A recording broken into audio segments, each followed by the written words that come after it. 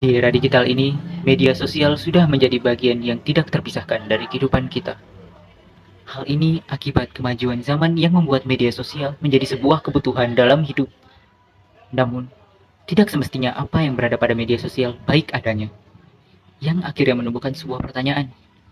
Apakah penggunaan media sosial telah sesuai dengan pandangan gereja? Gereja melihat bahwa teknologi merupakan satu yang sangat baik dan teknologi dapat dijadikan sebagai sarana untuk mewartakan kabar sukacita berkaitan dengan isu-isu yang diangkat. Maka pandangan gereja dalam menanggapi isu-isu ini, gereja menentang bahwasanya teknologi digunakan tidak sesuai dengan fungsinya. Artinya bahwa teknologi digunakan untuk hal-hal yang menimbulkan kejahatan, hal-hal yang menimbulkan kerugian bagi banyak orang. Gereja sendiri mempunyai strategi dalam berinteraksi dengan jemaatnya. Media sosial dipandang oleh gereja sebagai salah satu sarana yang dapat digunakan untuk membantu gereja dalam menyebarkan warta gembira atau dalam menyebarkan Injil. Hal ini dikarenakan bahwasanya saat ini kita berada di era di mana ditandai dengan kemajuan zaman, dengan begitu banyak produk-produk teknologinya, maka gereja juga mesti menggunakan teknologi-teknologi untuk mewartakan atau untuk menyampaikan ajaran-ajarnya, tetapi gereja juga tetap berpegang pada nilai-nilai luhur yang ada di dalam gereja itu sendiri.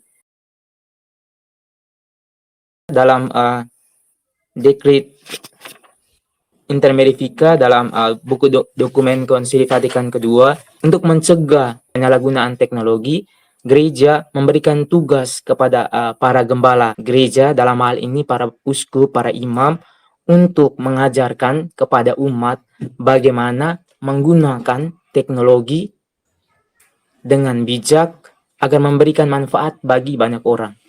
Di setiap keuskupan memiliki biro bekerja khusus di bidang teknologi, yaitu Komsos, di mana dalam biro ini tidak hanya meliputi berbagai kegiatan yang ada di keuskupan, tetapi biro ini juga bertanggung jawab untuk memberikan pengajaran, mengarahkan umat untuk menggunakan teknologi secara bijak.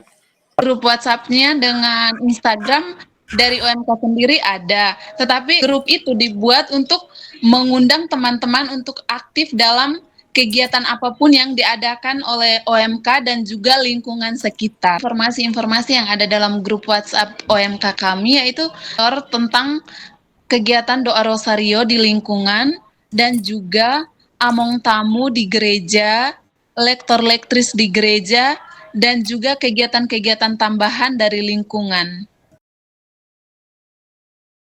Pertama-tama bahwa gereja itu memihak kepada sesuatu yang baik, termasuk juga dalam hal teknologi. Di dalam media sosial sendiri, gereja mengajarkan nilai-nilai kerendahan hati, kasih, dan toleransi ini dalam konten-konten atau dalam renungan-renungan yang di-sharekan melalui media sosial, dalam tindakan-tindakan sosial kepada orang-orang yang miskin, kepada orang yatim piatu. Pokoknya gereja menampilkan suatu nilai-nilai yang baik. Besar orang Kristen tuh kayak wujud kemajuan dan perkembangan zaman, sehingga kita tuh harus jalani tren yang sekarang. Media sosial tuh bukan kayak lebih ke alat ya, tetapi emang iya menggunakan media sosial, tetapi hanya untuk membagikan kegiatan-kegiatan gereja ke masyarakat sehingga masyarakat tuh bisa paham. Kurang juga karena lewat media sosial kita menyebarkan informasi tersebut, tetapi kadang orang yang menanggapi hal itu penting, tetapi di sisi lain juga tentang hal itu. Jadi kayak bodoh amat juga seperti itu. Jadi media sosial tuh kayak mau dibilang efektif ya efektif. Dekatkanlah diri dengan Tuhan. Apapun itu, dekatkan diri dengan Tuhan, masalah sebesar apapun itu, kita tetap dekatkan diri dengan Tuhan dengan isu-isu yang menyebar di sosial media, tetapi itu sebenarnya tidak berpengaruh untuk kita yang mau dekatkan diri dengan Tuhan.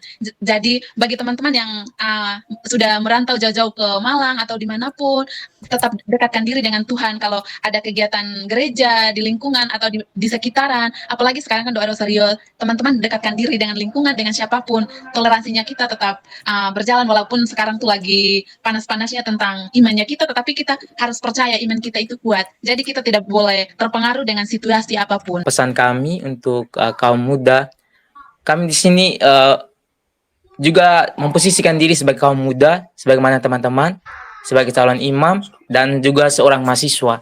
Kita sama-sama berada di era di mana kemajuan teknologi tidak bisa dielakkan lagi, maka kita dituntut untuk beradaptasi, menyesuaikan diri. Kita tidak bisa lari dari teknologi karena dunia kita sekarang adalah dunia yang ditandai dengan kemajuan teknologi, dan mau tidak mau kita harus menyesuaikan diri dengan teknologi. Kami mau mengajak teman-teman untuk kita sama-sama berjalan untuk memberikan satu gagasan baru bahwasanya teknologi mesti menjadi sesuatu yang berguna bagi kita dan kita mesti menjadi tuan dari teknologi.